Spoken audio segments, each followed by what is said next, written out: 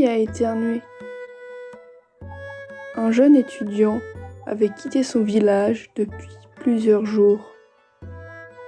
Il devait aller passer un examen dans la capitale du pays. La route était longue et fatigante. La nuit tombée, il atteignit la lisière d'une forêt. Il lui fallait trouver un abri au plus vite. Ah! Il aperçut enfin un petit village.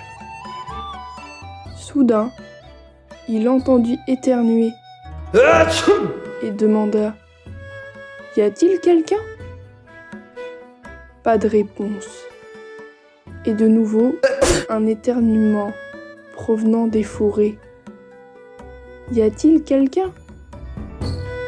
Il s'approcha, écarta les branchages.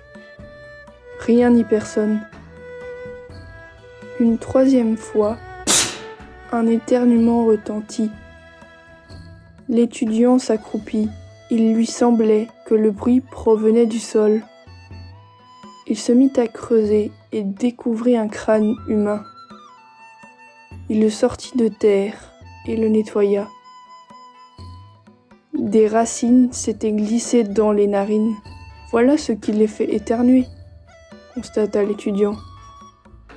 Il ôta les racines, lava soigneusement le crâne, puis il l'enveloppa dans du papier, le remit à sa place et tassa la terre juste au-dessus.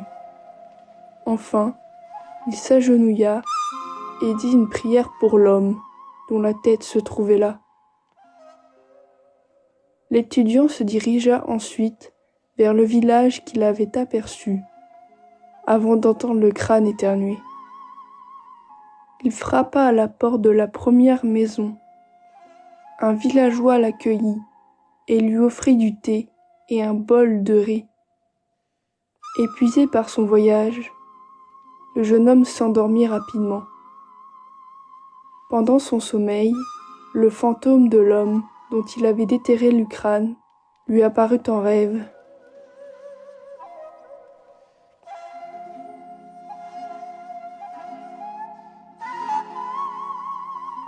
Je veux te remercier, mieux qu'avec un simple mot.